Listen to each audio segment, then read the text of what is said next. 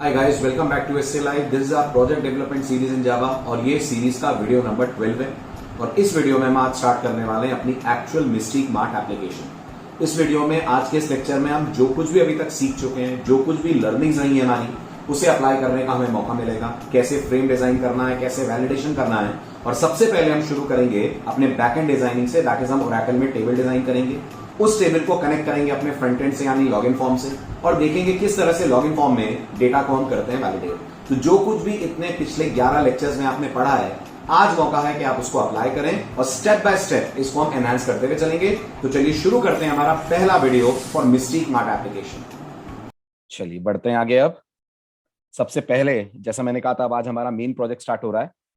ठीक है, तो सबसे पहली चीज जो आपको करनी है वो ये है कि आपको बैकएंड पे जाकर इस मेन प्रोजेक्ट के लिए एक नया यूजर क्रिएट करना है। ठीक है, मैंने कर लिया है इस प्रोजेक्ट के लिए यूजर क्रिएट, और मेरे प्रोजेक्ट में मैंने यूजर का नाम दिया है ग्रोसरी और पासवर्ड का नाम भी दिया है ग्रोसरी। राइट, तो ये हमारा पहला टास्क है। यूजर क्रिएट करना हम पढ़ चुके हैं, यूजर क्रिएट करना पढ़ चुके हैं, तो आपको आता ही होगा। अब इस यूजर के अंदर क्या क्या टेबल्स लगेंगी उसकी बात कर लेते हैं। कौन कौन सी टेबल्स की जरूरत है, उस टेबल में क्या क्या कॉलम होंगे और क्या क्या कंस्ट्रेंट्स लगेंगे। तो ध्यान से देखिएगा, बैकएंड वाला पार्ट यहां से हमारा स्टार्ट हो रहा है, डेटाबेस वाला part.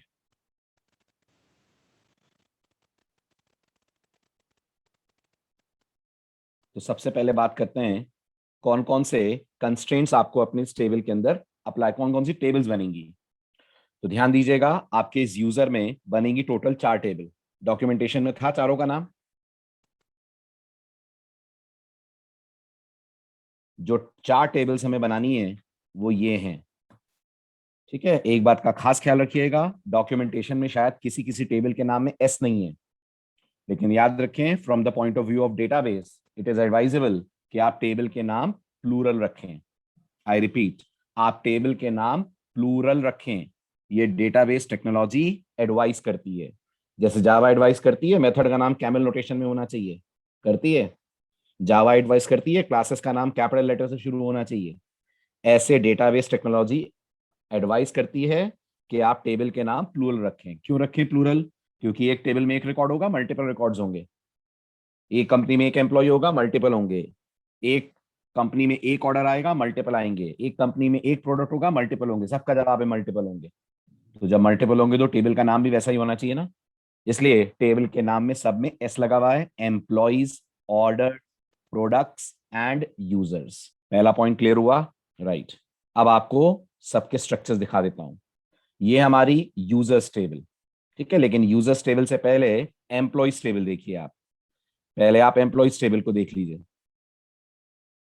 This is our employees table, जिसमें कंपनी में काम करने वाले सभी एम्प्लॉइज के बारे में डिटेल्स होंगी। खास तौर पे एम्प्लॉय की आईडी क्या है, एम्प्लॉय का नाम क्या है, किस जॉब पे वो है, और उसकी सैलरी कितनी है। और इस टेबल में अपनी तरफ से हम शुरू करने के लिए एक रिकॉर्ड इंसर्ट करके स्टार्ट करेंगे। समझ आ रहा है?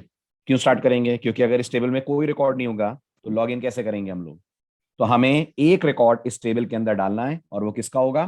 वो एडमिन का होगा, ताकि एप्लीकेशन को हम स्टार्ट कर पाए, एप्लीकेशन को हम फ्रंट एंड से रन कर पाए। वरना जब तक इस टेबल में एंट्री नहीं होगी तब तक कोड हमारा आगे नहीं बढ़ेगा। अब लॉगिन के वक्त गौर करिएगा, ये टेबल काम नहीं आएगी। लॉगिन के वक्त काम आएगी यूजर्स नाम की टेबल, जिसके अंदर क्या क्या रखा हुआ है? जिसके अंदर रखा हुआ है यूजर आईडी। ठीक है, यूजर वही बन सकता है, सिस्टम को वही ऑपरेट कर सकता है जो कंपनी में एक एम्प्लॉय की तरह रजिस्टर्ड हो। तो यहाँ एम्प्लॉय आईडी भी होनी चाहिए। ठीक है, पासवर्ड, यूजर टाइप जो ये बताएगा कि यूजर किस तरीके का यूजर है। राइट, एडमिन है, मैनेजर है, रिसेप्शनिस्ट है, कौन है। और ये है हमारा यूजर नेम, जो इस यूजर का नाम रखेगा। यहां तक समझ आ गया? यहां तक क्लियर हो गया? अब इन दोनों टेबल में कोई रिलेशन है? रिलेशन का मतलब होता है एम्प्लॉइज और यूजर में एक कंस्ट्रेंट लगेगा। कौन सा कंस्ट्रेंट लगेगा? रेफरेंशियल कंस्ट्रेंट लगेगा। किस कॉलम के थ्रू? एम्प्लॉय आईडी के थ्रू। तो एम्प्लॉय टेबल पेरेंट टेबल बनेगी और यूजर टेबल उसकी चाइल्ड टेबल बनेगी। यानी किसी का भी लॉगिन अकाउंट बनाने से पहले उसे कंपनी में ज्वाइन होना जरूरी है। यस, पहले वो कंपनी ज्वाइन करे, फिर उसका अकाउंट क्रिएट होगा। इसलिए हम एक्चुअल में 2 एंट्रीज करके प्रोजेक्ट स्टार्ट करेंगे। जो हमारा एडमिन है उसे हम एम्प्लॉय टेबल में भी एंटर करेंगे, यस और नो करेंगे, और उस एडमिन को यूजर टेबल के अंदर भी एक यूजर बनाकर एंटर करेंगे। पहले किस में एंटर करेंगे, एम्प्लॉय में, के पहले यूजर में करेंगे? ऑब्वियस सी बात है, पहले एम्प्लॉय में करेंगे। ओरेकल का ये कहना है कि जब पेरेंट और चाइल्ड रिलेशनशिप में टेबल्स होती हैं तो डेटा इंसर्ट पहले पेरेंट में होना चाहिए, फिर डेटा आना चाहिए चाइल्ड में। तो पहले रिकॉर्ड जाएगा एम्प्लॉयज में, फिर रिकॉर्ड जाएगा यूजर्स में। ये बात भी समझ आई आप लोगों को? ओके, कंस्ट्रेंट्स कौन कौन से लगेंगे इन दोनों टेबल्स पे? Can you tell me? Constraints कौन कौन से लगेंगे इन दोनों टेबल्स में? Can you tell me? क्या आप मुझे बता सकते हैं इनमें कौन कौन से कंस्ट्रेंट्स की जरूरत है? जल्दी जल्दी बोलिए। टोटल 3 कंस्ट्रेंट्स की जरूरत है। एम्प्लॉयज टेबल में एम्प्लॉय आईडी प्राइमरी की होगा। यस, एम्प्लॉय टेबल में एम्प्लॉय आईडी प्राइमरी की होना चाहिए। यूजर टेबल में यूजर आईडी प्राइमरी की होगा। यस, यूजर टेबल में यूजर आईडी प्राइमरी की होगा। और यूजर टेबल में एम्प्लॉय आईडी फॉरेन की भी होगा।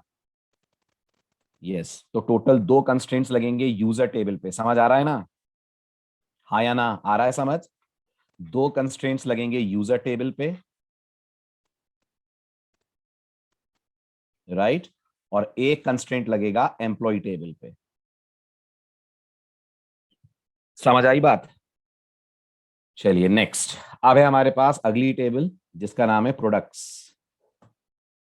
यह है प्रोडक्ट टेबल की डिटेल्स, जिसमें प्रोडक्ट आईडी है, प्रोडक्ट का नाम है, प्रोडक्ट किस कंपनी ने बनाया, प्रोडक्ट की कंपनी की तरफ से क्या प्राइस है, और सुपरमार्केट उस प्रोडक्ट को कितनी प्राइस में दे रहा है। ऑफ कोर्स डिस्काउंटेड प्राइस में देगा। प्रोडक्ट पे टैक्स कितना आ रहा है, और इस समय प्रोडक्ट की कितनी क्वांटिटी इन्वेंट्री के अंदर मौजूद है, सुपरमार्केट के पास मौजूद है। समझ आ रहा है एक एक कॉलम का पर्पस?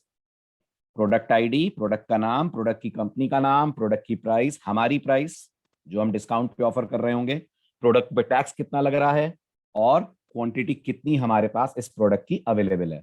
100 पैकेट सर्फ के हैं, 200 पैकेट मैगी के हैं, ये सारा आप अपना इन्वेंट्री मेंटेन करेंगे। इतना क्लियर हुआ? कंस्ट्रेंट कौन सा लगेगा? कंस्ट्रेंट प्रोडक्ट आईडी पे लगना चाहिए प्राइमरी की, लगना चाहिए। 2 प्रोडक्ट्स की आईडी सेम नहीं होनी चाहिए। Then we have last but not the least the final table which is orders। ठीक है, ये है ऑर्डर टेबल। ऑर्डर और प्रोडक्ट में कोई रिलेशन? ऑर्डर और प्रोडक्ट में कोई रिलेशन? जी हाँ, बिल्कुल। ऑर्डर उसी प्रोडक्ट का ले पाएंगे जो प्रोडक्ट अवेलेबल है, राइट। इसका मतलब यहां पर वही प्रोडक्ट आईडी एंटर होगी जो प्रोडक्ट आईडी प्रोडक्ट टेबल के अंदर मौजूद है। इसका मतलब प्रोडक्ट आईडी ये वाली है, प्रोडक्ट आईडी ये वाली फॉरेन की से कनेक्टेड है। यस, ये फॉरेन की से कनेक्टेड है। और यहां कोई कंस्ट्रेंट ऑर्डर्स टेबल में प्राइमरी की वगैरह? क्या ऑर्डर टेबल में प्राइमरी की चाहिए? चाहिए। किसको बनाएंगे आप? नहीं बना पाएंगे ऑर्डर आईडी को। अगर आपने ऑर्डर आईडी को प्राइमरी की बनाया तो गौर से देखिए, एक ऑर्डर में मल्टीपल प्रोडक्ट्स नहीं आ सकते। क्यों? आप जाएंगे तो बस एक बार में एक ही प्रोडक्ट खरीद के आएंगे। तो जवाब ये है, यहां प्राइमरी की 2 कॉलम मिलकर बनेंगे। कौन दोनों? ऑर्डर आईडी और प्रोडक्ट आईडी। एक ऑर्डर में एक प्रोडक्ट कितनी बार लिस्ट होगा, आप बताओ? एक ही बार होगा ना। मेरा कहने का मतलब ये नहीं है कि आप एक आइटम खरीदेंगे। चलो आपने मैगी के 4 पैकेट खरीदे, बट मैगी के चारों पैकेट की प्रोडक्ट आईडी सेम होगी कि नहीं होगी? होगी। अगर आपको लग रहा है तो फिर 4 पैकेट कैसे खरीदेंगे हम? तो हम क्वांटिटी में 4 डाल देंगे ना। क्वांटिटी में आ जाएगा 4, और यहां पर आ जाएगी ऑर्डर आईडी। मान लीजिए O101 आपकी ऑर्डर आईडी है, या ORD101 कर देता हूं, पढ़ने में थोड़ा आसान रहेगा। ORD101 आपकी प्रोडक्ट ऑर्डर आईडी है। इस ऑर्डर आईडी के अंदर मैगी का प्रोडक्ट आया P101। इसी के अंदर मान लीजिए आपने कुछ ब्रेड वगैरह ली P102। इसी में आपने मिल्क लिया P103। तब आप मुझे बताइए, इन दोनों का कॉम्बिनेशन यूनिक हो रहा है? बताओ। तो फिर प्राइमरी की कौन बनेगा? प्राइमरी की ये दोनों मिलकर बनेंगे। 2 कॉलम को मिलाकर प्राइमरी की बना सकते हैं क्या? यस, बना सकते हैं। क्या कहलाता है वो डेटाबेस की भाषा में? वो डेटाबेस की भाषा में कहलाता है कॉम्पोजिट प्राइमरी की। इसको डीबीएमएस की वोकैबुलरी में, ओरेकल की वोकैबुलरी में बोलते हैं कॉम्पोजिट प्राइमरी की। तो कितने कंस्ट्रेंट लगेंगे प्रोडक्ट्स और ऑर्डर्स पे? बोलिए तो जरा जल्दी से। प्रोडक्ट और ऑर्डर पे भी टोटल 3 कंस्ट्रेंट्स लगेंगे। प्रोडक्ट आईडी प्राइमरी की होगी, यस, प्रोडक्ट आईडी प्राइमरी की होगी। ऑर्डर आईडी और प्रोडक्ट आईडी मिलकर प्राइमरी की होंगे, यस, ऑर्डर आईडी और प्रोडक्ट आईडी मिलकर प्राइमरी की होंगे। और अकेला प्रोडक्ट आईडी फॉरेन की भी होगा, यस, अकेला प्रोडक्ट आईडी फॉरेन की भी होगा। इतने सारे कंस्ट्रेंट्स आपको लगाने हैं। आगे बात समझ, टोटल कितने कंस्ट्रेंट हो गए? टोटल 6 कंस्ट्रेंट्स हो गए। जरूरत पड़ी तो आगे बढ़ाएंगे भी, जरूरत पड़ी तो आगे स्ट्रक्चर में थोड़ा बहुत चेंज भी हम करने वाले हैं।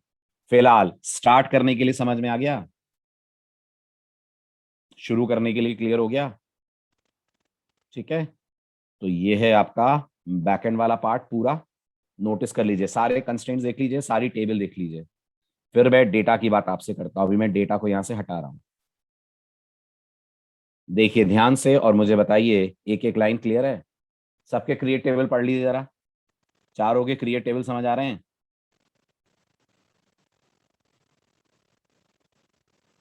कंस्ट्रेंट्स देखिए, कंस्ट्रेंट लगाने का स्टाइल समझ में आ रहा है? ये पहला कंस्ट्रेंट क्या कर रहा है?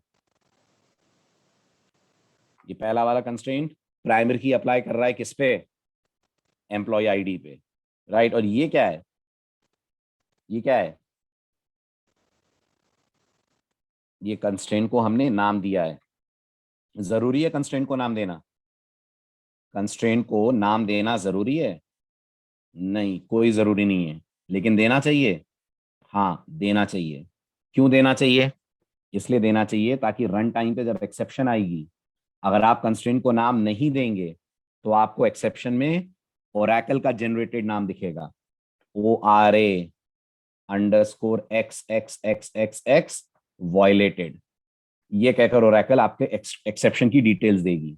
अब आप बताइए, ORA_2091, समझ आ रहा है आपको ये कौन सी प्रॉब्लम है? प्राइमरी की प्रॉब्लम है कि फॉरेन की प्रॉब्लम है, क्या है? नहीं समझ आ रहा ना?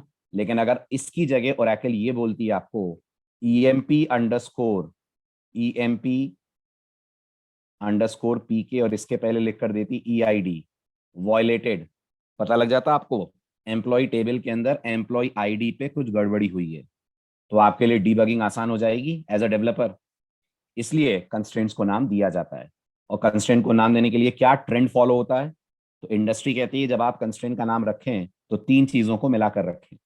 कितनी चीजों को मिलाकर रखें? 3 चीजों को मिलाकर कंस्ट्रेंट का नाम बनाएं। सबसे पहला ये देख रहे हैं, कंस्ट्रेंट कौन से कॉलम पे लगा है? तो क्या कंस्ट्रेंट एम्प्लॉय आईडी पे लग रहा है? जी, तो यहां मैंने एम्प्लॉय आईडी का नाम लिया है। फिर कौन सी टेबल पे लगा है? कौन सी टेबल पे लगा है? एम्प्लॉय टेबल पे लगा है। और फिर ये तो पहचान ही रहे होंगे आप, पीके। पीके बता रहा है ये कौन सा टाइप का कंस्ट्रेंट है। तो मैंने employ ID column of employ table पे कौन सा कंस्ट्रेंट लगाया? प्राइमरी की कंस्ट्रेंट लगाया। आया समझ कंस्ट्रेंट के नाम देने का स्टाइल, राइट? ऐसे ही मैंने employ ID column of employ table पे अप्लाई करा फॉरेन की। आगे बात नहीं है, एम्प्लॉय नहीं होना चाहिए, दिस शुड बी यूजर। ये यूजर पे अप्लाई होगा, right? So employ ID of user table पे मैंने लगाया है फॉरेन की। आ रही है बात समझ? ऐसे ही user ID of user table पे मैंने लगाया है primary key. Are you getting this? समझ आई बात? इसी तरह से प्रोडक्ट आईडी पे of product table primary key है, order ID of product ID of order table पे प्राइमरी की लगा हुआ है। ठीक है, कॉम्पोजिट कंस्ट्रेंट लगाते हैं तो दोनों कॉलम के नाम मेंशन करते हैं, तो मैंने दोनों के नाम मेंशन करें। और product ID of order table पे फॉरेन की भी हमने लगा रखा है। All these 6 constraints are clear to you all? चलो आगे, तो ये कंस्ट्रेंट्स लगेंगे और हम एप्लीकेशन शुरू कर पाए इसके लिए एक रिकॉर्ड हम मैनुअली अपने डेटाबेस में इंसर्ट करेंगे। कौन है ये? ये है पूरी एप्लीकेशन को कंट्रोल करने वाला मैनेजर। मैनेजर को यहाँ एडमिन माना जा रहा है, राइट? मैनेजर को ही यहाँ एडमिन माना जा रहा है। तो ये एक मैनेजर है जो टेबल में हम इसका रिकॉर्ड एंटर करेंगे। मैनेजर की आईडी है E101, मैनेजर का नाम है यश, मैनेजर की पोस्ट मैनेजर है और ये उसकी सैलरी है। देन आता है हमारे पास सेकेंड एंट्री जिसमें हम यूजर्स टेबल के अंदर रिकॉर्ड एंटर कर रहे हैं। और रिकॉर्ड एंटर करते वक्त ये यश @123 क्या है? यश@123 इस यूजर की यूजर आईडी है, तो लॉगिन करते वक्त ये यूज होगी। यश@123, यस, लॉगिन करते वक्त ये यूज होगी। एडमिन क्या है? एडमिन इसका पासवर्ड है। बाकी E101 इसकी एम्प्लॉय आईडी है। मैनेजर इसका रोल है, जब ये लॉगिन करेगा तो ये क्या बनकर लॉगिन कर रहा है, तो ये मैनेजर बनकर लॉगिन कर रहा है। और यश इसका नाम है। यहां तक भी क्लियर हुआ? चले आगे। ये दो रिकॉर्ड्स आप बैकएंड में अपनी टेबल में इंसर्ट करके एप्लीकेशन को शुरू कर पाएंगे। चलिए, ये तो हो गई हमारी बैकएंड की तैयारी पूरी। टेबल हमने बना ली, टेबल पे कंस्ट्रेंट्स हमने लगा दिए, और शुरू करने के लिए हमने एम्प्लॉय टेबल और यूजर टेबल में यश का रिकॉर्ड एंटर कर दिया है। तो यश इस कंपनी में मैनेजर है। जी हाँ, यश इस कंपनी में मैनेजर है। कौन बता रहा है आपको कि यश मैनेजर है इस कंपनी में? ये बात आपको एम्प्लॉय टेबल बता रही है। और कौन बता रहा है कि यश सॉफ्टवेयर यूज कर सकता है? कौन बता रहा है कि यश को ये हक है कि वो सॉफ्टवेयर यूज कर पाए? तो ये जवाब आपको यूजर टेबल से मिल रहा है कि यश को ये राइट्स मिले हुए हैं कि वो कंपनी में इस सॉफ्टवेयर को यूज कर सके। चलें आगे। समझ आ गया यहां तक? इतनी एंट्री कर लेंगे आप स्टार्टिंग करने से पहले। चलिए, तो अब आते हैं अपन जावा एंड पे। ये हो गया हमारा ओरेकल का काम पूरा। Now let us go to Java end. ठीक, अब जावा एंड की तैयारी करने के लिए उम्मीद करता हूं आपने फ्रंट एंड की स्क्रीन्स बना ली होंगी। हमारे प्रोजेक्ट का नाम मैंने दिया हुआ है ई मार्ट। जैसे डी मार्ट, जैसे वी मार्ट, ऐसे हमारा है E Mart. Okay, so we are going for E Mart. ध्यान दीजिएगा, ई मार्ट प्रोजेक्ट के अंदर हमारे पास ये अवेलेबल पैकेजेस हैं। इसमें कुछ नया दिख रहा है आपको? इन पैकेजेस में कुछ नया दिख रहा है? दिख रहा होगा। मैंने एक इमेजेस नाम का पैकेज बनाया है। क्यों बनाया है? जब आप ये प्रोजेक्ट डिलीवर करेंगे किसी सुपरमार्केट में, तो आप चाहेंगे आपके प्रोजेक्ट के साथ जो आपने इमेजेस यूज किए हैं वो भी डिलीवर हो? बताइए। या आप चाहेंगे कि वहां इमेजेस अलग से आप अरेंज करें? चाहेंगे ना प्रोजेक्ट के साथ इमेजेस डिलीवर हो। तो इमेज को भी एक पैकेज में रखा गया है। हमने पिछली बार तो ऐसा नहीं करा था। इसलिए नहीं करा था क्योंकि पिछला वाला जो एम्प्लॉय प्रोजेक्ट था उसमें कोई इमेज थी नहीं थी, इसलिए ये पॉइंट वहां नहीं आया था। इस वाले प्रोजेक्ट में खूब सारी इमेजेस यूज हुई हैं, आपने भी यूज करी होंगी। तो वो इमेजेस को मैंने इस पर्टिकुलर पैकेज के अंदर कॉपी पेस्ट करा है, और यहां से फिर अपनी एप्लीकेशन में उसे यूज करा है। कैसे करा है वो भी मैं आपको सिखा देता हूं। समझ आ रही है ना मेरी बात? जो मैं कर रहा हूं वो क्यों कर रहा हूं? Why have I created a separate folder और पैकेज फॉर इमेजेस? और याद रखिएगा, ये पैकेज है, फोल्डर नहीं है। इसको एज अ पैकेज बनाना है, जैसे आपने बाकी 4 पैकेजेस बनाए हैं, है ना? emart.dao, emart.dbutil, emart.pojo, emart.gui, वैसे ये पैकेज बनेगा emart.images। Everyone is getting this point? आप सब समझ रहे हैं इस बात को? ठीक है, फिर इसके अंदर हम इमेजेस कॉपी कर देंगे। कर सकते हैं, सीधे सीधे गए जहां भी सिस्टम में इमेजेस पड़ी हैं वो उठाकर आप इस पैकेज में कॉपी कर दें। अब एक छोटा सा फ्रेम मैं आपको इस इमेज से कनेक्ट करके दिखाता हूं कैसे करेंगे। लेट से हम लॉगिन बना रहे हैं, तो लॉगिन की ही बात करते हैं। ये हमारा लॉगिन का GUI है। यहाँ हमारे पास एक लेबल होगा। ये क्या दिख रहा है आपको? Is it a label? Yes, this is a label. ये जो राइट साइड पे दिख रहा है ये एक लेबल है। लेबल पे इमेज लाने का तरीका आप सबको पता है। उसमें मैं थोड़ा सा चेंज करूंगा। बताइए कहाँ जाऊं लेबल पे इमेज लाने के लिए? राइट क्लिक करके प्रॉपर्टीज में जाऊं, शाबाश। फिर कहाँ जाते हैं? प्रॉपर्टीज में जाने के बाद आइकन पे जाते हैं। राइट। अभी तक मैं आपको क्या करवाता था? अभी तक मैं आपको एक्सटर्नल इमेज सेलेक्ट करवाता था, है ना? अब इसे सेलेक्ट नहीं करना है। सुना आपने ध्यान से? अब इसे सेलेक्ट नहीं करना है, अब करना है इमेज विद इन प्रोजेक्ट को सेलेक्ट। समझ आ रहा है? इमेज विद इन प्रोजेक्ट यहां करेंगे तो यहां सारे पैकेजेस के नाम आएंगे। आपकी इमेज कौन से पैकेज में?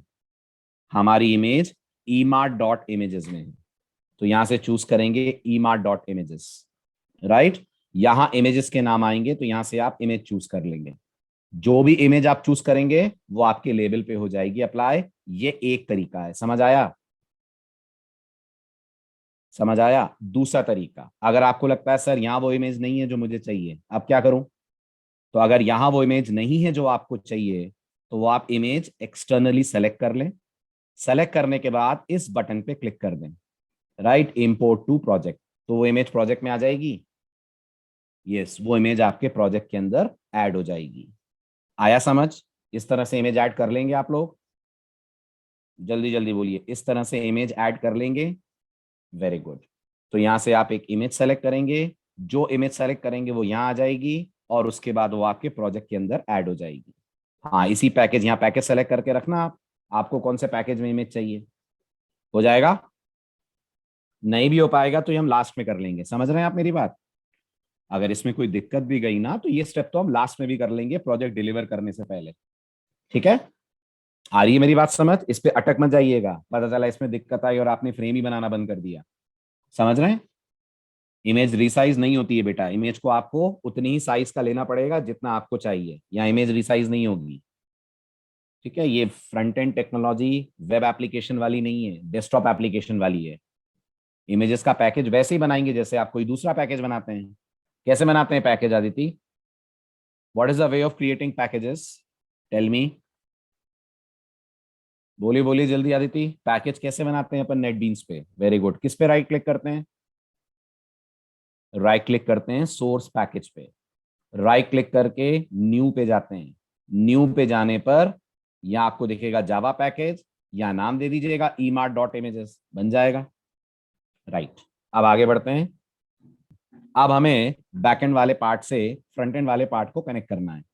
तो ये आपका फ्रंट एंड बन के तैयार हो गया। अब बढ़ते हैं अपन आगे। ठीक है, अब जैसा मैंने कहा हमारा ये फ्रेम यूजर को लॉगिन करवाएगा। हमेशा की तरह लॉगिन करने में सबसे पहला काम डीबी यूटिल क्लास बनाना होगा। बिल्कुल पहला स्टेप हमारा डीबी यूटिल से शुरू होगा। और क्या डीबी यूटिल हमारी ईएमपी वाली एज इट इज काम आ जाएगी? आ जाएगी। तो मैं ईएमपी एमजीएमटी में जा रहा हूं और वहां की डीबी यूटिल कॉपी पेस्ट कर लेते हैं अपन। ये था हमारा ईएमपी एमजीएमटी का कोड। इसके अंदर गए, इसके अंदर इस डीबी कनेक्शन क्लास को करा कॉपी, ये कॉपी हो गई। और लाकर कर दीजिए आप अपने प्रोजेक्ट के अंदर इसे पेस्ट। पेस्ट करते वक्त क्या ध्यान रखेंगे? पेस्ट करते वक्त ध्यान रखेंगे रिफैक्टर करना है। समझ में आ रहा है? रिफैक्टर करना है। रिफैक्टर से क्या होगा? रिफैक्टर से आपके प्रोजेक्ट के अनुसार जो चेंजेस हैं वो इस फाइल के अंदर हो जाएंगे। जैसे जहां पर ये फाइल थी वो पैकेज का नाम तो ईएमपी एमजीएमटी था ना। जहां पर ये फाइल थी उस पैकेज का नाम तो ईएमपी एमजीएमटी था। आपके पैकेज का नाम क्या है? आपके पैकेज का नाम है emart.dbutil। तो आप चाहेंगे ये पैकेज का नाम चेंज हो जाए अपने आप? यस, इसलिए सिंपली कॉपी पेस्ट नहीं करना है, रिफैक्टर कॉपी करना है। जैसे ही आप रिफैक्टर कॉपी करेंगे आपसे पूछा जाएगा डीबी कनेक्शन में ये चेंजेस होंगे, तो आप बोल दीजिएगा हाँ रिफैक्टर कर दो, कोई दिक्कत नहीं है। तब आप नोटिस करिए अपने आप ऊपर चेंज हो गया। हो गया। और यहाँ हम अपना यूजर आईडी और पासवर्ड बदलेंगे। ये था हमारा माई प्रोजेक्ट और जावा, अब क्या हो जाएगा? अब हो जाएगा ग्रोसरी और ग्रोसरी, जैसा मैंने करा है। आपने जो भी यूजर दिया हो आप वो ले लीजिएगा। आया समझ? डीबी यूटिल कितनी आसानी से बन गई हमारी। जो हमने मेहनत ईएमपी एमजीएमटी में की थी वो सीधे सीधे अपन ने रीयूज कर लिया। आया समझ? चलें आगे।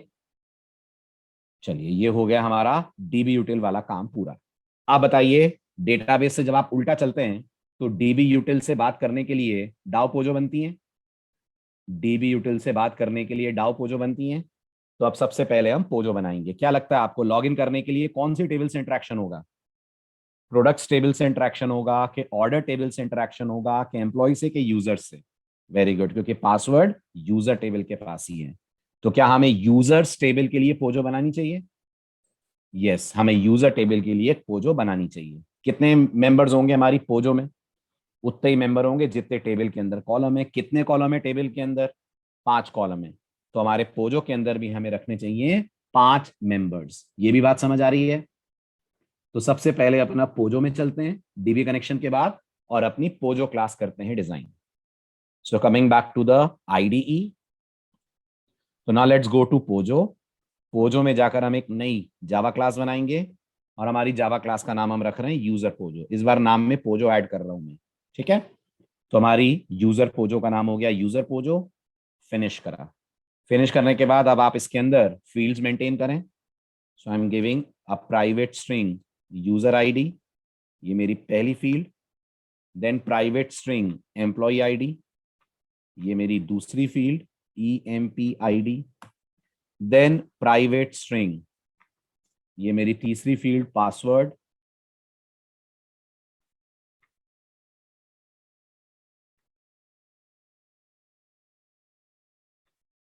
ठीक है, ये 3 मेंबर्स हो गए। देन हमारी चौथी फील्ड यूजर टाइप, वो भी स्ट्रिंग ही होगी। यूजर टाइप का मतलब समझ आ रहा है, कौन लॉग इन कर रहा है, लॉग इन मैनेजर कर रहा है कि लॉग इन रिसेप्शनिस्ट कर रहा है, ये यूजर टाइप से पता चलेगा। And then private string user name. इतना क्लियर हुआ?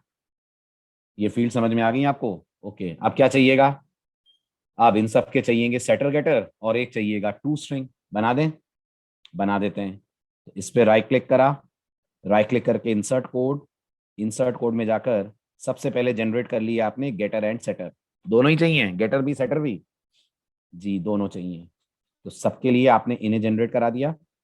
ठीक है, इसके अलावा डिबगिंग पर्पस के लिए आप कभी पोजो का ऑब्जेक्ट प्रिंट करें तो आपको डिटेल सही सही दिखें, इसके लिए अपन जनरेट करा देते हैं एक टू स्ट्रिंग। नेटबीन्स कर देगा जनरेट टू स्ट्रिंग।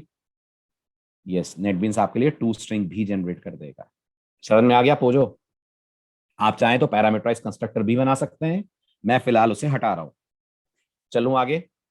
ठीक है, अब इसके अलावा मुझे एक पोजो क्लास और चाहिएगी। क्यों चाहिएगी वो आपको अपने आप समझ में आएगा जब हमारी कोडिंग आगे बढ़ेगी। सुन रहे हैं आप मेरी बात ध्यान से?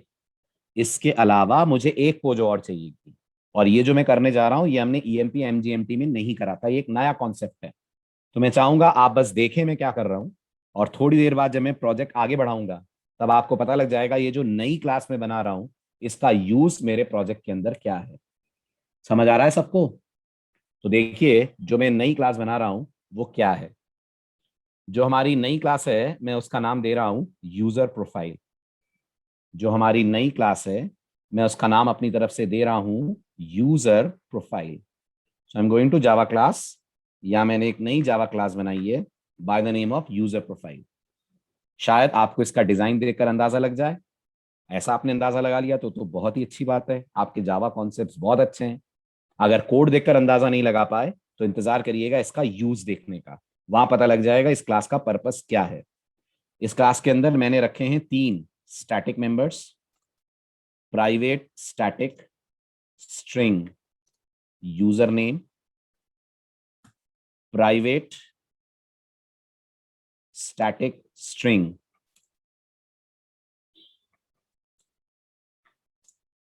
User type, private static string user ID. ये मैंने तीन मेंबर रखे हैं, और फिर मैंने यूजर प्रोफाइल पे राइट क्लिक करके इनके जनरेट करवा दिए हैं सेटर और गेटर। स्टैटिक हैं तो नेटबीन्स इनके स्टैटिक मोड में ही सेटर गेटर जनरेट करेगा। तो ये इनके जनरेट कर दिए सेटर गेटर। कुछ अंदाजा लग रहा है आपको ये क्लास मैंने क्यों बनाई है? लग रहा है? अरे वाह, क्यों बनाई है अमित बताओ, क्यों बनाई है मैंने ये क्लास?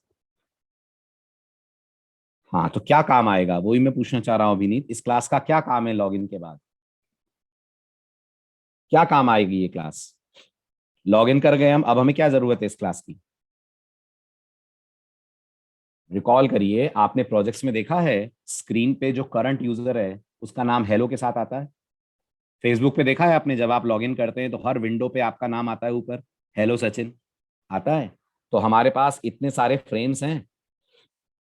देखिए ध्यान से, जब यूजर लॉगिन करेगा, कोई भी कस्टमर लॉगिन करेगा, तो आप चाहेंगे हेलो के साथ उसका नाम स्क्रीन पे डिस्प्ले हो? चाहेंगे? तो ये जो हेलो के साथ नाम डिस्प्ले करने वाला पर्पस है वो हमारी ये क्लास पूरा करेगी। Are you getting that? समझ आ रही है बात? वरना क्या होगा, वरना जब मैं एक फ्रेम से दूसरे फ्रेम पे जाऊंगा तो मुझे ये नाम पास करना पड़ेगा। जल्दी बोलिए, जब मैं एक फ्रेम से दूसरे फ्रेम पे जाऊंगा तो मुझे ये नाम पास करना पड़ेगा। यस, नोटिस करिए अभी यहां दिखा हुआ आ रहा है वेलकम यश गर्ग। ये कैसे आ रहा है? ये एक्चुअल में यश होगा, वेलकम यश। ये आ रहा है जब आप लॉगिन करके सेकंड फ्रेम पे आएंगे। ये सेकंड फ्रेम है ना जो लॉगिन के बाद खुलना चाहिए। ये फ्रेम ये बता रहा है ना कि मैनेजर क्या क्या कर सकता है। मैनेजर एम्प्लॉयज को मैनेज कर सकता है, रिसेप्शनिस्ट को मैनेज कर सकता है, स्टॉक्स को मैनेज कर सकता है, और ऑर्डर्स देख सकता है। तो थोड़ा सा पर्सनलाइज लुक लगेगा ना अगर आप मैनेजर को उसके नाम से वेलकम करें। ठीक, तो ये नाम कहां से आएगा? ये नाम हमें ये वाली क्लास सप्लाई करने का काम करेगी। और आप समझ रहे हैं इस क्लास में मैंने सबको स्टैटिक क्यों करा हुआ है? क्योंकि इस पूरी क्लास का पूरे प्रोग्राम में एक ही ऑब्जेक्ट बनना है, राइट? तो मुझे लगता है वो एक ऑब्जेक्ट में क्यों बनाऊं? क्या मतलब है इसका ऑब्जेक्ट बनाने का? मुझे ऑब्जेक्ट बनाने ना पड़े और इसके सारे मेंबर में एक साथ एक्सेस कर लूं। क्योंकि मुझे बताइए एक समय में एक कंप्यूटर पे इस प्रोजेक्ट को कितने लोग एक्सेस करेंगे? एक समय में एक कंप्यूटर पे इस प्रोजेक्ट को एक ही बंदा एक्सेस करेगा। आप सोचिए जब एक कैशियर हटेगा तब ना दूसरा कैशियर उस सीट पे आकर बैठेगा। ठीक है, और अगर आपको लग रहा है सर मान लीजिए मल्टीपल कंप्यूटर्स हुए, तो फिर मल्टीपल कंप्यूटर्स पे प्रोजेक्ट भी मल्टीपल डलेंगे। इस प्रोजेक्ट की उतनी कॉपीज डलेंगी जितने वहां सुपरमार्केट में कंप्यूटर्स हैं। तो हर कंप्यूटर पे रन होने वाले प्रोजेक्ट के लिए यूजर प्रोफाइल क्लास सेपरेट बन जाएगी। आ रही है बात समझ? पॉइंट क्लियर हो रहा है मैंने ये क्लास क्यों ली है? ये क्लास का फायदा ये होगा कि जब भी मैं अपनी एप्लीकेशन में पता करना चाहूंगा इस समय कौन से यूजर से मैं लॉग्ड इन हूँ, ये क्लास बता देगी मुझे मैं इस समय कौन से यूजर से लॉग्ड इन हूँ। मुझे बस इतना ही कहना पड़ेगा user profile dot get user name, मिल जाएगा मुझे यूजर का नाम। यस, मिल जाएगा मुझे यूजर का नाम। आया पर्पस समझ में इस क्लास का कि नहीं आया? आया। ठीक है, अगर आपको लग रहा है सर ये काम आप पोजो से भी तो ले सकते थे, तो पोजो में दो दिक्कतें हैं। पहली दिक्कत, क्या मुझे पासवर्ड की जरूरत पड़ेगी लॉग इन हो जाने के बाद? बताओ, लॉग इन कर गए उसके बाद पासवर्ड चाहिए आपको? नहीं चाहिए। लेकिन पोजो में तो जबरदस्ती पासवर्ड भी मेंटेन रहेगा। राइट, लॉग इन हो जाने के बाद क्या मुझे एम्प्लॉय आईडी की जरूरत है? नहीं है। लॉग इन आईडी की जरूरत है ना, यूजर नेम की जरूरत है, इन फील्ड्स की जरूरत ही नहीं है। तो मैं क्यों पोजो का ऑब्जेक्ट लूं? दूसरी बात, पोजो का ऑब्जेक्ट, पोजो के सारे मेथड नॉन स्टैटिक हैं, तो इसका ऑब्जेक्ट बनाना पड़ेगा। ठीक है, और फिर वो ऑब्जेक्ट हर जगह पास करना पड़ेगा कि नहीं? सोचिए, हर जगह वो ऑब्जेक्ट आपको एज एन आर्गुमेंट पास करना पड़ेगा जब एक फ्रेम से आप दूसरे फ्रेम पे जाएंगे। ये बात समझ पा रहे हैं आप कि नहीं समझ पा रहे हैं? देखिए ध्यान से, ये आपका लॉग इन फ्रेम है ना? यूजर पोजो का ऑब्जेक्ट यही बनेगा कि नहीं? ये आपका लॉग इन फ्रेम है। यहाँ आपने पोजो का ऑब्जेक्ट बनाया, user POJO u is equal to new करके बना लिया। ये आपका दूसरा वाला फ्रेम है, ऑप्शंस वाला फ्रेम है। ठीक है, समझने की कोशिश करिएगा, नहीं आया तो बोलिएगा, मैं रिपीट करूंगा। ये हमारा ऑप्शंस वाला फ्रेम है। किसके ऑप्शंस? मैनेजर ऑप्शंस का फ्रेम है। अब मैनेजर ऑप्शंस को यहां पर यूजर का नाम चाहिए। यूजर का नाम इस ऑब्जेक्ट के पास है। तो जब आप इस फ्रेम से इस फ्रेम पे जाएंगे तो आपको इस ऑब्जेक्ट को एज एन आर्गुमेंट भेजना पड़ेगा। बताओ, हाँ या ना? ठीक है, वो ज्यादा डिफिकल्ट होगा ना? यहां से एक पैरामीटर भेजो, यहां रिसीव करो। इसकी जगह जो मैंने सेकेंड ऑल्टरनेट लिया है वो ये लिया है कि मैंने एक स्टैटिक फील्ड बना दी है यूजर प्रोफाइल क्लास के अंदर। अगर यूजर प्रोफाइल क्लास के अंदर मैं यहाँ यूजर नेम सेट करता हूं तो क्या ये यूजर नेम यहां से और यहां से दोनों जगह से एक्सेस हो जाएगा? इसका सबसे बेहतरीन एग्जाम्पल, आप मैथ क्लास को एक्सेस कर लेते हैं हर जगह से?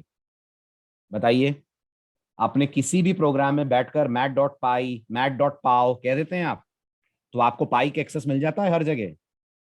जावा में आपको पाई का एक्सेस हर जगह मिल जाता है? यस, मिल जाता है। क्यों मिल जाता है? क्यों मिल जाता है? क्योंकि पाई को पब्लिक स्टैटिक करा हुआ है। आ रहा है समझ में? खाली स्टैटिक नहीं सतीश, पब्लिक भी है। पाई क्या है? Public static. ऐसे हमारे यूजर प्रोफाइल के अंदर हमने मेथड्स को करा हुआ है पब्लिक स्टैटिक।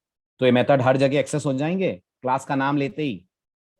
यस, ऑब्जेक्ट बनाना पड़ेगा यूजर प्रोफाइल क्लास का कि नहीं बनाना पड़ेगा? नहीं बनाना पड़ेगा। शाबाश। पास करना पड़ेगा एक फ्रेम से दूसरे फ्रेम में कि नहीं करना पड़ेगा? नहीं करना पड़ेगा। हर फ्रेम में बैठकर आप डायरेक्टली इस क्लास के नाम से इसके मेथड्स को कर पाएंगे कॉल। आ रहा है समझ? ये एक एडिशनल फीचर है हमारे प्रोजेक्ट का। ये जरूरी नहीं था कि इस फीचर को लगाया ही जाए, इसके बिना भी काम चल ही रहा था, बट ये लगाएंगे तो थोड़ा प्रोजेक्ट कस्टमाइज दिखेगा कि हर फ्रेम को ये रिकॉग्नाइज हो रहा है कि वो इस समय कौन से यूजर से लॉग्ड इन हुआ है। अगर यही काम जेडब्ल्यू में हो रहा होता ना तो मैं ये चीजें सेशन में डालता, जो अभी जेडब्ल्यू बैच में होना बाकी है। ठीक है, आगे बढ़ो। क्लियर हुआ? यहां पर समझ आया? Very good. तो ये हमारी दो पोजोज हो गई, यूजर प्रोफाइल और यूजर पोजो। ठीक है, आप बताइए, डाउ की जरूरत है? अब तो आप प्रोजेक्ट लीड करिए, अब मैं आपकी हेल्प करूंगा बस। आप लॉगिन वॉगिन कैसे कराओगे? लॉगिन वगैरह कैसे कराओगे? तो बनेगा कुछ मेथड वेथड जो डेटाबेस से बात करेगा, चेक करेगा। Very good. कहाँ बनेगा? प्रोफाइल में कि पोजो में? डेटाबेस से बात करने वाला मेथड कहाँ बनाऊं? प्रोफाइल में बना दूं कि पोजो में बना दूं? Very good. ना प्रोफाइल ना पोजो। ठीक है, ये लोग डेटाबेस से बात नहीं करेंगे। राइट, ये डेटाबेस से बिल्कुल डिसकनेक्टेड हैं। समझ आ रही है बात? इन्हें कुछ नहीं पता डेटाबेस में क्या हो रहा है क्या नहीं हो रहा है। ये सेपरेट क्लासेस हैं। तो डेटाबेस के लिए अलग क्लास बनेगी।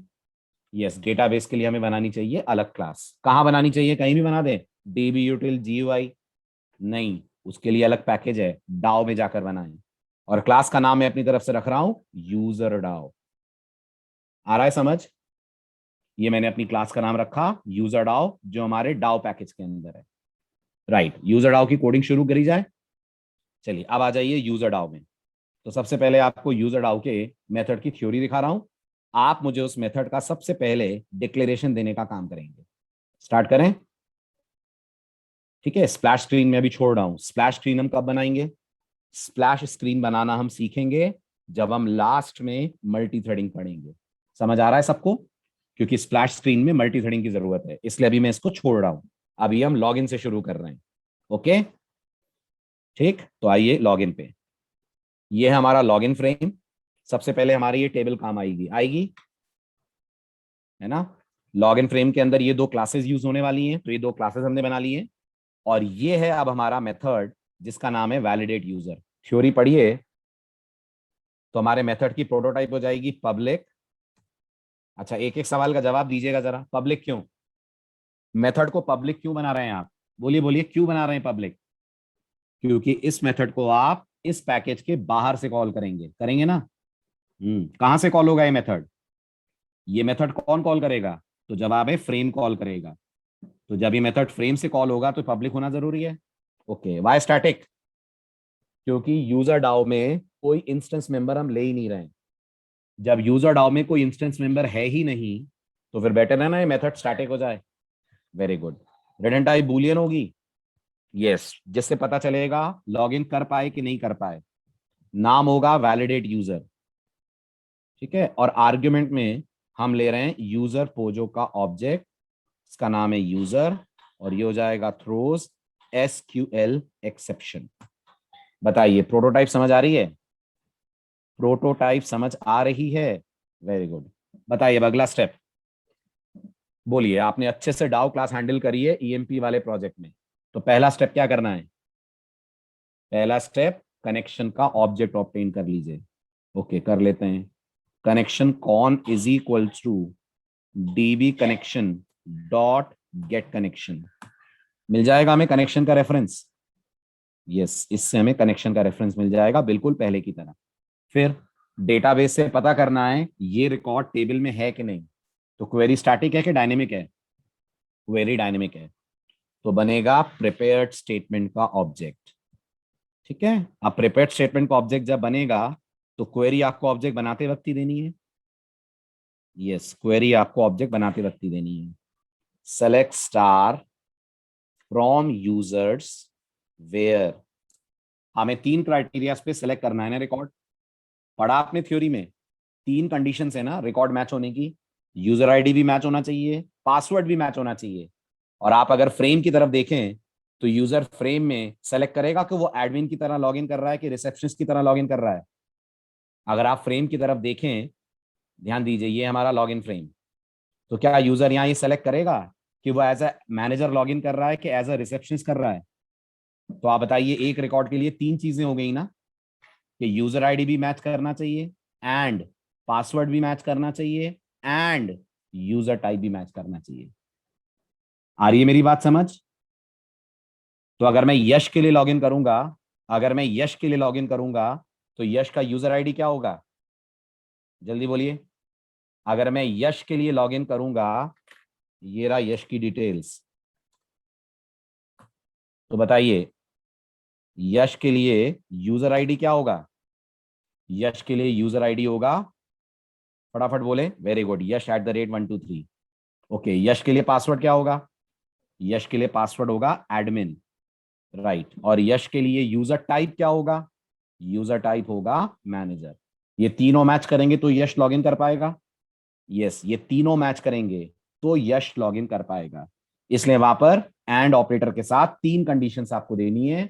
यूजर आईडी भी मैच करे, पासवर्ड भी मैच करे, और यूजर टाइप भी मैच करे। So where user ID is equals to question mark and password is equal to question mark and user type is equal to question mark। ये समझ में आई आपको पहली लाइन?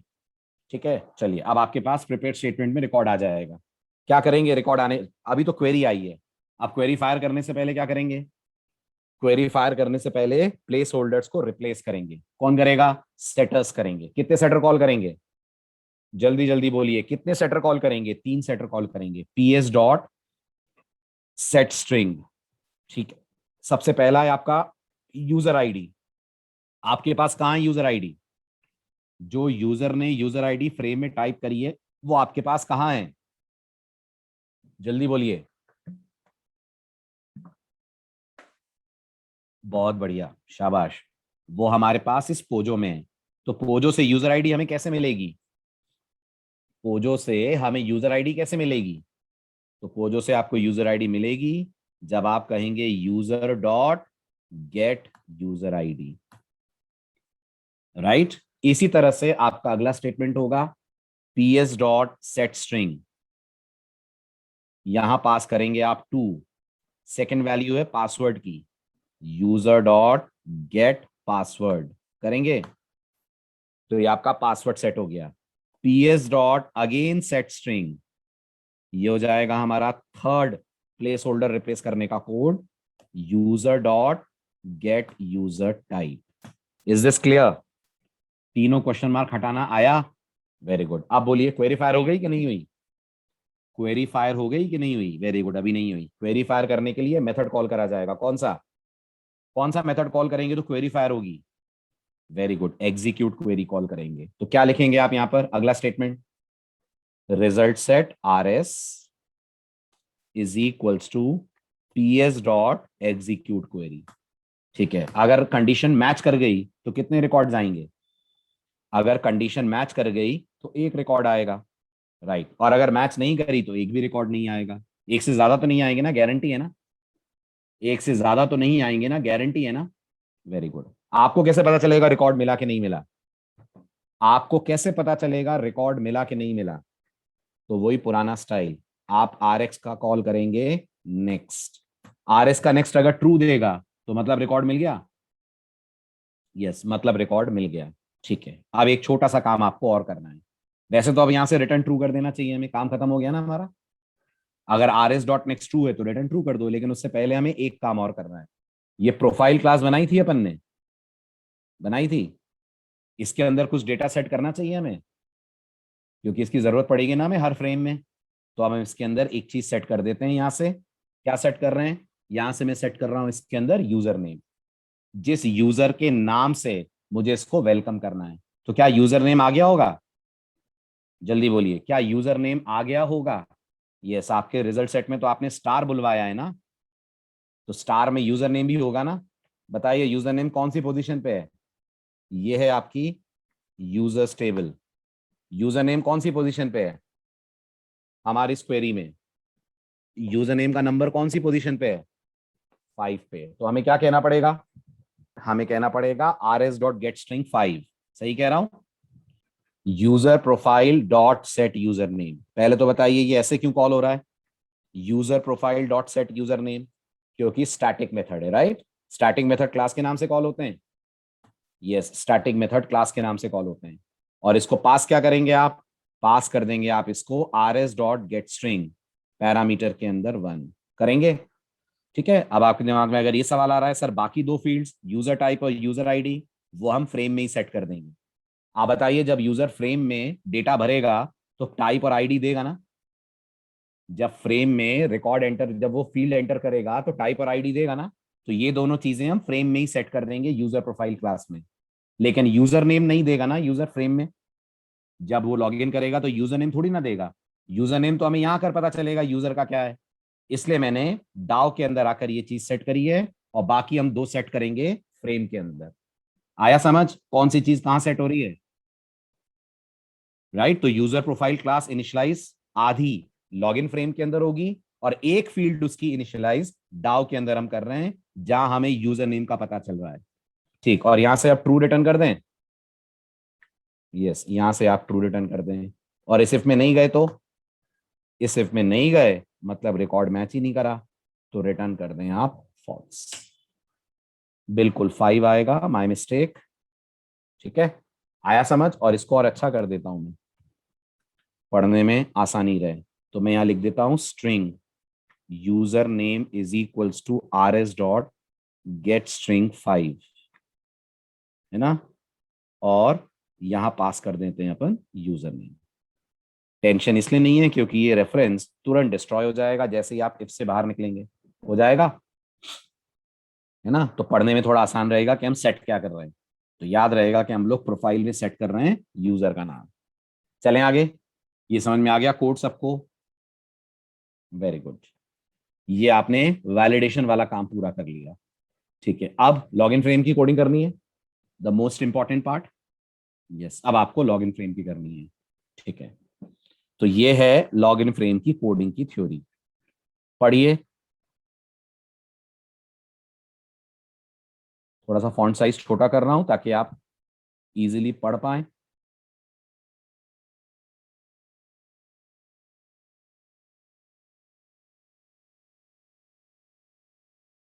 पढ़िए।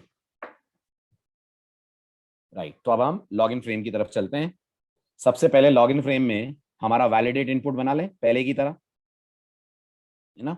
राइट, तो लॉगिन फ्रेम में चलते हैं।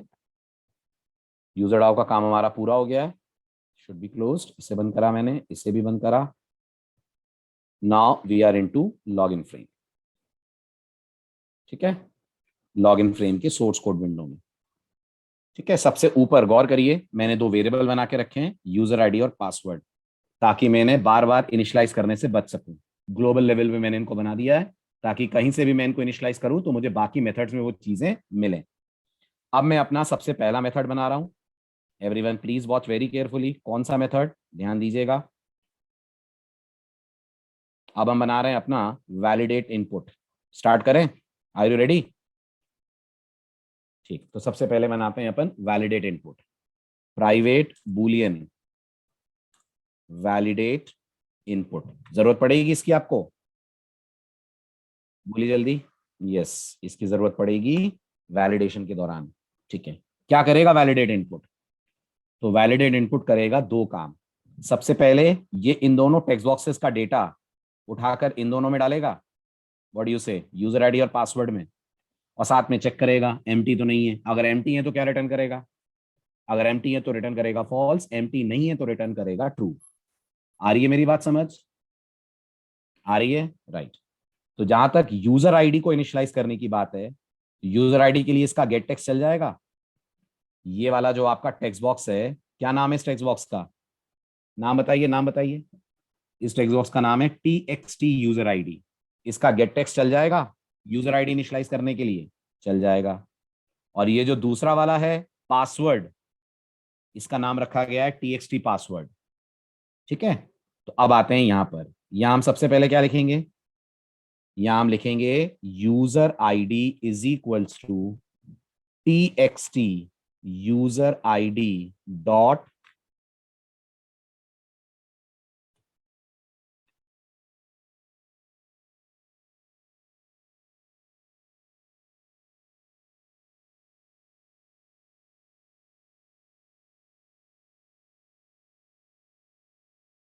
T X T user ID dot get text. इससे हमको यूजर आईडी मिल जाएगी। अब जो पासवर्ड है उसके साथ थोड़ी सी समस्या है। ये बताइए, वो जो पासवर्ड लेने वाला टेक्स्ट बॉक्स है वो टेक्स्ट फील्ड है या पासवर्ड फील्ड है? बोलिए जल्दी। पासवर्ड फील्ड है। और पासवर्ड फील्ड से जब हम डेटा उठाते हैं तो गेट टेक्स्ट नहीं, गेट पासवर्ड कॉल करते हैं। समझ आ रही है बात आपको? जब पासवर्ड फील्ड से डेटा उठाया जाता है तो गेट टेक्स्ट नहीं, गेट पासवर्ड कॉल करते हैं। और गेट पासवर्ड स्ट्रिंग नहीं देता है, गेट पासवर्ड कैरेक्टर का एरे देता है। तो जो भी आपने पासवर्ड टाइप करा होगा सेकंड वाले टेक्स्ट बॉक्स में, वो पासवर्ड आपको एक एरे के फॉर्म में मिलेगा, और ये एरे आपको रिटर्न करके देगा गेट पासवर्ड नाम का मेथड। और ये किसका एरे होगा? गेस करिए। ये एरे होगा कैरेक्टर का। राइट, ये इंटीजर का या स्ट्रिंग का एरे नहीं होगा, ये कैरेक्टर का एरे होगा। तो मैं जो स्टेटमेंट लिख रहा हूं, आप बताइए आपको मेरी ये लाइन समझ आ रही है? Char square bracket pwd is equals to txt password dot get password. आई ये लाइन समझ में आपको? आई ये लाइन, राइट। तो मैंने इसको रख लिया कैरेक्टर एरे में, बट हमारे पास तो पासवर्ड एक स्ट्रिंग है ना। राइट। तो हमें इस एरे को स्ट्रिंग में कन्वर्ट करना पड़ेगा। राइट, हमें एरे को स्ट्रिंग में कन्वर्ट करना पड़ेगा। सीखा है आपने एरे को स्ट्रिंग में कन्वर्ट कैसे करते हैं? Very good. जावा के पास या तो आप कंस्ट्रक्टर की मदद ले लें, एक कंस्ट्रक्टर भी होता है जो एरे लेगा, स्ट्रिंग देगा, और या फिर वैल्यू ऑफ की मदद ले लें। वैल्यू ऑफ भी काम आएगा, बोलिए जल्दी। आएगा। तो मैं यहां पर ये लिख सकता हूं, password is equals to string dot value of, और पैरामीटर के अंदर पास कर दूं PWD, चलेगा? और डॉट ट्रिम, ये भी चलेगा। ठीक है, यहां भी ट्रिम लगा देते हैं ताकि आगे पीछे की स्पेसेस सब गायब हो जाएं। ठीक है, ये आपके पास आ गया यूजर आईडी और पासवर्ड। अब आपको बस इतना चेक करना है, अगर ये एम्प्टी है तो रिटर्न करना है फॉल्स, और अगर एम्प्टी नहीं है तो रिटर्न करना है ट्रू। तो वो तो आप पहले भी कर चुके हैं। If user ID dot is empty या फिर पासवर्ड डॉट इज एम्प्टी, कुछ भी है तो रिटर्न कर दिया जाए ट्रू। सब फॉल्स हैं तो रिटर्न कर दिया जाए, रिटर्न कर दिया जाए फॉल्स, और ये सब फॉल्स दे रहे हैं तो रिटर्न कर दिया जाए ट्रू। आया समझ? वैलिडेट इनपुट, जवाब दें यस और नो। आ गया? पॉइंट क्लियर है कैसे हो रहा है इसके अंदर काम? ओके, ठीक है। अब जो दूसरा मेथड हमें बनाना है वो बनाना है जो चेक करके बताएगा कि इस समय कौन सा रेडियो बटन सेलेक्टेड है। समझ रहे हैं? रेडियो बटन भी है क्या हमारे फ्रेम पे कोई? हाँ, दो रेडियो बटन है ना, मैनेजर और रिसेप्शनिस्ट। चेक करना पड़ेगा ना यूजर ने कौन सा रेडियो बटन सेलेक्ट करा है, क्योंकि जो रेडियो बटन सेलेक्ट करेगा वो यूजर टाइप का रोल प्ले करेगा। बताओ आप, जो रेडियो बटन सेलेक्ट करा जाएगा वही यूजर टाइप बनेगा ना। राइट। तो अब मैं चाहता हूं एक मेथड में और बनाऊं जो ये चेक करे कौन सा रेडियो बटन ऑन है, जो रेडियो बटन ऑन है उसका टेक्स्ट रिटर्न करे, और अगर कोई रेडियो बटन ऑन नहीं है तो नल रिटर्न करे। सुन रहे हैं आप ध्यान से? मुझे एक मेथड बनाना है, मेथड का नाम मैं दे रहा हूं गेट यूजर टाइप। क्या काम है इस मेथड का? इस मेथड का काम है ये चेक करे कौन सा रेडियो बटन ऑन है, जो रेडियो बटन ऑन है ये मुझे उसका रिटर्न करे टेक्स्ट, और अगर कोई रेडियो बटन ऑन नहीं है तो ये मुझे रिटर्न करे नल। सबसे पहले तो बताइए रिटर्न टाइप क्या होगी इसकी? इसकी रिटर्न टाइप क्या होगी? वेरी गुड, इसकी रिटर्न टाइप होनी चाहिए स्ट्रिंग। राइट, तो इसकी रिटर्न टाइप हो जाएगी स्ट्रिंग। अब मैं कैसे चेक करूंगा रेडियो बटन कौन सा ऑन है? तो जो आपका रेडियो बटन है, हर रेडियो बटन के पास इस सेलेक्टेड है। यस, हर रेडियो बटन के पास एक इस सेलेक्टेड है। सबसे पहले आप देख लीजिए मैनेजर वाले का नाम क्या है। मैनेजर वाले रेडियो बटन का नाम मैंने रखा है आरबी मैनेजर, और रिसेप्शनिस्ट वाले का नाम मैंने रखा है आरबी रिसेप्शनिस्ट। तो अब अंदर का कोड आपको समझ में आ ही गया होगा। अंदर आप एक इफ लगाएंगे और चेक करेंगे, if RB manager dot is selected, अगर ये सेलेक्टेड है इसका मतलब यूजर ने मैनेजर की तरह लॉगिन करना चाहा है। यस, तो यहां से रिटर्न करा दीजिए। क्या रिटर्न करा दें?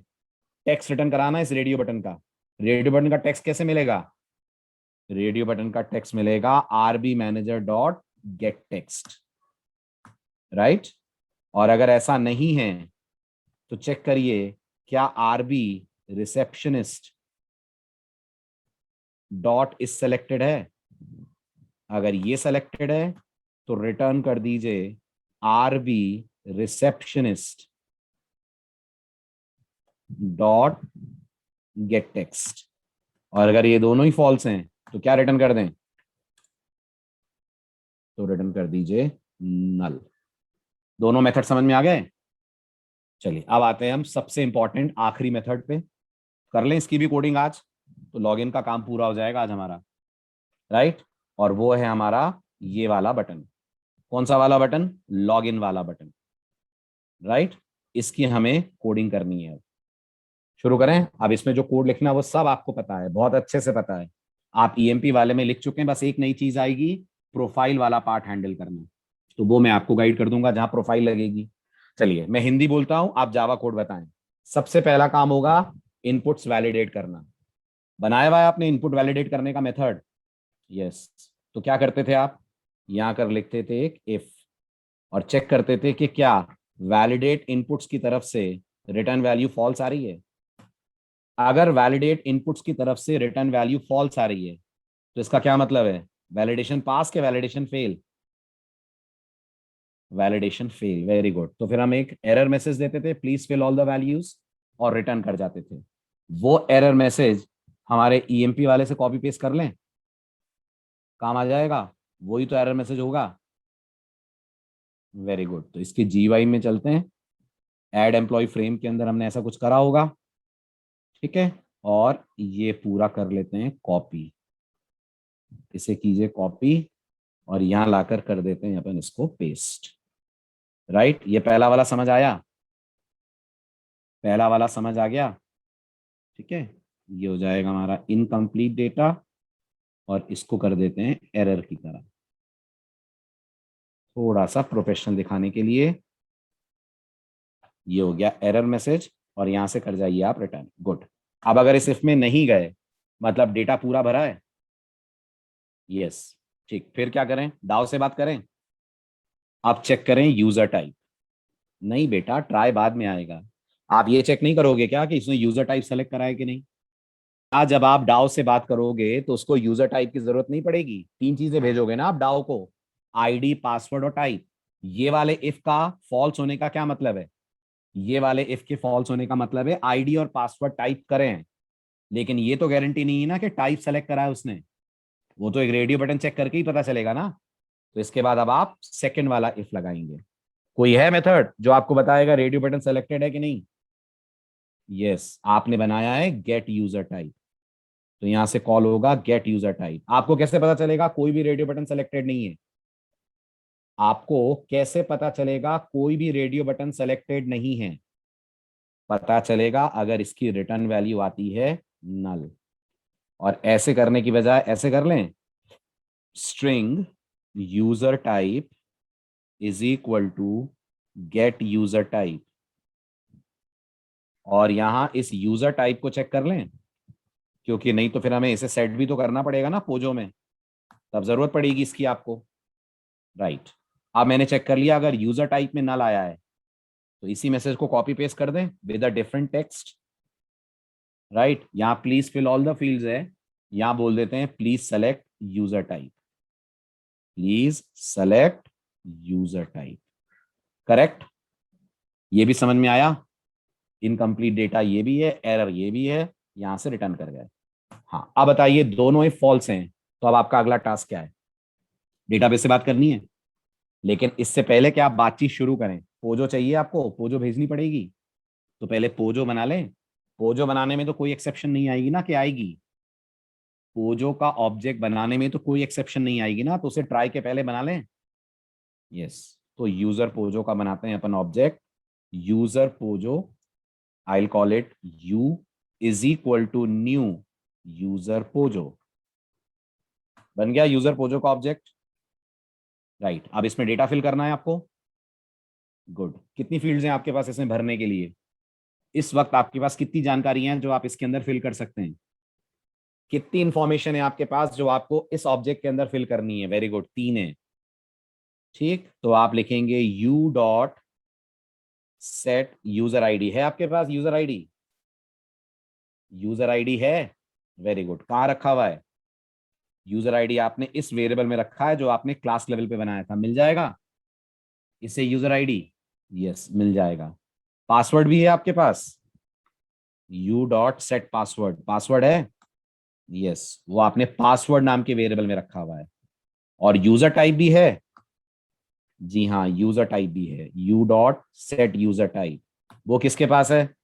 वो है आपके स्ट्रिंग यूजर टाइप के पास। हो गया सब इनिशियलाइज? Very good. तो ये आपका डेटा इनिशियलाइज हो गया। अब बात कर सकते हैं? क्या आप बात कर सकते हैं डाउ से?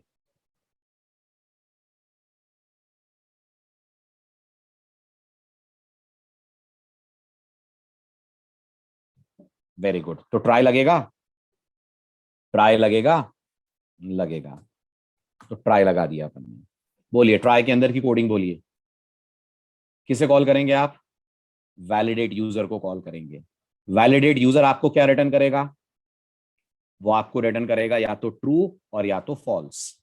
ठीक है, तो एक बुलियन ले लें। boolean result is equals to user DAO dot validate user. validate user को पोजो पास करेंगे, वैलिडेट यूजर को पोजो पास करेंगे। Very good. क्या आएगा रिजल्ट में? या तो रिजल्ट में ट्रू आएगा और या तो रिजल्ट में फॉल्स आएगा। अगर रिजल्ट में फॉल्स आया तो कुछ करना ही नहीं है, लॉग इन डिनाइड बोल देना है बस, है ना। तो एक सिंपल सा काम यहां कर लेते हैं कि अगर रिजल्ट की वैल्यू फॉल्स है तो फिर हम लोग इसी मैसेज को कॉपी पेस्ट कर दें और यहीं से रिटर्न कर जाएं। ज्यादा सोचने की जरूरत ही नहीं है, फ्रेम तो यही खुला रहेगा ना लॉगिन वाला। अगर यूजर आईडी पासवर्ड गलत है तो कोई दूसरे फ्रेम पे तो जाना नहीं है। तो यहां बोल देते हैं अपन invalid user ID slash password slash user type. कुछ भी गलत हो सकता है ना। तो अपन ने तीनों बातें बता दी, या तो आपका यूजर आईडी गलत है, या तो आपका पासवर्ड गलत है, या तो आपका यूजर टाइप गलत है। ठीक है, यहां टाइप कर देता हूं मैं एरर, राइट, और यहां आ जाएगा एरर मैसेज। ठीक है, अब अगर इस इफ में नहीं गए तो इसका क्या मतलब? जल्दी जल्दी आंसर दीजिए। इस इफ में नहीं गए तो इसका क्या मतलब? मतलब यूजर का डेटा मैच कर गया है, कर गया है, राइट। अब नोटिस करिए, अगर ये मैनेजर है तो आपको अलग फ्रेम पे जाना है, यस, और अगर ये रिसेप्शनिस्ट है तो आपको अलग फ्रेम पे जाना है ना। आपको कैसे पता चलेगा ये मैनेजर है? आपको कैसे पता चलेगा ये मैनेजर है कि रिसेप्शनिस्ट है? तो गौर करिए, आपके पास एक यूजर टाइप वेरिएबल पहले से बैठा हुआ है, वो बताएगा आपको। तो यहां पर आप उससे भी चेक कर सकते हैं, या यहां भी हम रेडियो बटन को इस सेलेक्टेड से चेक कर सकते हैं। बहुत सारे तरीके हैं, रेडियो बटन का इस सेलेक्टेड कॉल कर लीजिए, क्योंकि ये गारंटी है ना कोई रेडियो बटन ऑन होगा ही होगा, वरना यहां तक आप आते ही नहीं, है ना। तो आप जैसे चाहें चेक कर सकते हैं। तो मैंने फिलहाल लिख लिया if RB manager dot is selected. इसका क्या मतलब है? इसका मतलब है कि ये user as manager log in कर रहा है। ठीक है, इसकी जगह ये भी लिख सकता था मैं, इफ यूजर टाइप, ये भी लिख सकते थे आप, if user type dot equals ignore case, और यहां लिख देते आप मैनेजर। ये भी समझ में आ रही है कंडीशन? ईदर वेज आपको बस इतना ही तो चेक करना है कि यूजर मैनेजर है कि नहीं। आ रहा है समझ? Very good. आप बताइए क्या करना है सिर्फ में? अगर ये मैनेजर है तो क्या करना है? वही करना है पुराना वाला काम, ये वाली विंडो को डिस्पोज करना है और मैनेजर वाला फ्रेम खोलना है, राइट। तो क्या लिखेंगे? आप लिखेंगे manager options frame, right, I call it M frame, is equals to new manager options frame. बन गया मैनेजर फ्रेम का ऑब्जेक्ट। यस, बन गया मैनेजर फ्रेम का ऑब्जेक्ट। इसको विजिबल करेंगे, yes, M F dot M frame dot set visible true, और current frame को डिस्पोज करेंगे, yes, this dot dispose. Okay, अगर ये इफ फॉल्स है तो इसका क्या मतलब? जवाब दें। अगर ये इफ फॉल्स है तो इसका क्या मतलब? जवाब दें। तो मतलब रिसेप्शनिस्ट ही होगा। तो एल्स में चले जाएं, यस, एल्स में यही तीन लाइनें कॉपी पेस्ट कर दें, यस, एल्स में यही तीन लाइनें कॉपी पेस्ट कर दीजिए। मैनेजर की जगह रिसेप्शनिस्ट ऑप्शन फ्रेम खुलेगा, यस, मैनेजर की जगह रिसेप्शनिस्ट ऑप्शन फ्रेम खुलेगा।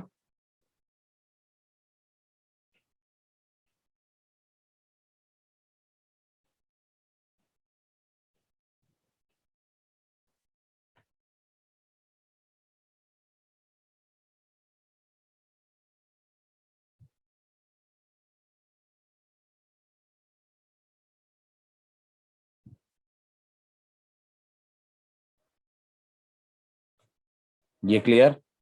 और यहां पर मैं इसको नाम दे देता हूं R frame, R frame dot set visible. यहां तक पूरा हो गया कोड।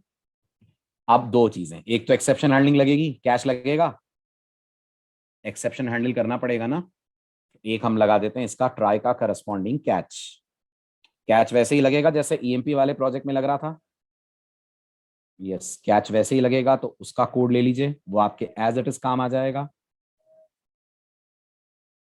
ठीक है, तो ये वाले कैचेस मैं कॉपी कर रहा हूँ एज इसमें नंबर फॉर्मेट की जरूरत है आपको? नहीं है, सिर्फ एसक्यूएल एक्सेप्शन की जरूरत है ना। आपके केस में इंटीजर तो कुछ है नहीं, तो इसे हटाकर बस ये वाला कैच अपन पेस्ट कर देते हैं, right? Catch of SQL exception. ये भी क्लियर हुआ?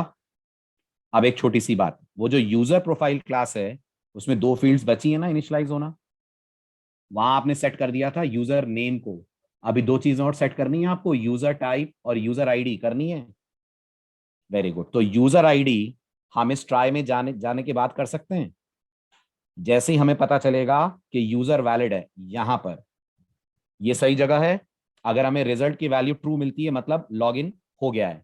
अगर लॉगिन हो गया है तो फिर हम यूजर प्रोफाइल में सेट कर दें, user profile dot set user ID करना होगा, राइट? तो यहां पर आप सेट कर देंगे यूजर आईडी, राइट? और यूजर टाइप सेट कर देंगे, यहां लिख दीजिए user profile dot set user type, और यहां पैरामीटर में पास कर दीजिए यू डॉट, ये आपके पास वेरिएबल है ना यूजर टाइप, वो सेट कर दें। आया समझ यूजर आईडी और यूजर टाइप का सेट होना? क्लियर है?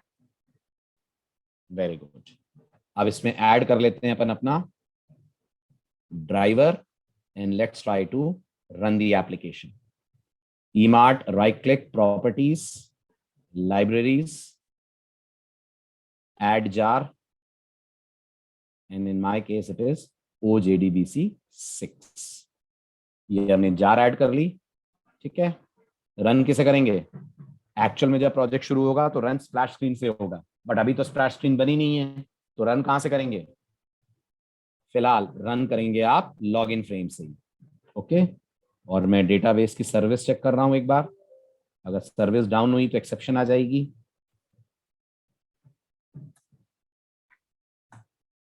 ये सर्विस डाउन है तो मुझे सर्विस अप करनी पड़ेगी।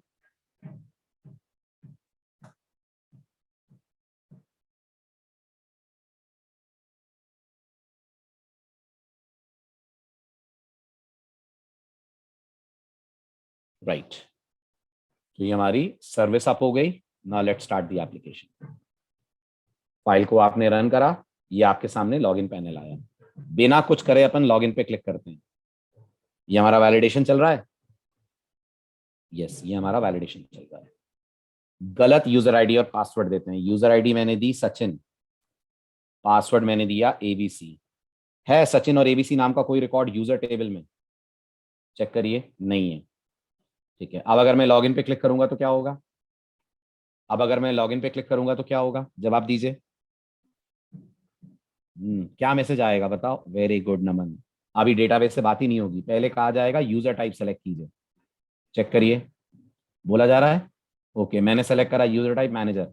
सचिन नाम का कोई मैनेजर है? सचिन यूजर आईडी का कोई मैनेजर है? तो डेटाबेस से बात हुई और मुझे मैसेज मिल गया इनवैलिड यूजर आईडी, पासवर्ड और यूजर टाइप। ओके, अब अपन करेक्ट देते हैं। करेक्ट था यश @123, और यहां दे देते हैं यश का पासवर्ड एडमिन, और गलती से यश को रिसेप्शनिस्ट बना के लॉगिन करते हैं। होना चाहिए नहीं होना चाहिए? मैंने यूजर टाइप रिसेप्शनिस्ट चुना है, लॉगिन होना चाहिए कि नहीं? नहीं होना चाहिए। लॉगिन करा, फिर से मना हो गया। मैंने यूजर टाइप मैनेजर चुना है, हो जाना चाहिए? यस, हो जाना चाहिए। इतना काम आपको करना है। समझा आपने आज पूरा फ्लो लॉगिन का? और मैं कोड नहीं देने वाला हूं, समझ आ रही है ना बात? ये जितनी कोडिंग मैंने करी है ये आप खुद करेंगे अब, है ना? तो मुझसे कोड नहीं मांगिएगा, ये कोड आपको खुद लिखना है पूरा समझ के। मैंने आपके साथ इसीलिए पूरा करा ताकि आप एक एक स्टेप समझें। थ्योरी आपको पूरी मिलेगी, थ्योरी आपको पूरी मिलेगी, लेकिन इसका कोड आप बनाएंगे। हो जाएगा ना? तो इतना कर लीजिएगा। अगले लेक्चर में हम बात करेंगे मैनेजर ऑप्शंस की, ठीक? बन जाएगा इतना, ठीक? चलिए, तो मिलते हैं नेक्स्ट लेक्चर में। Bye bye, take care.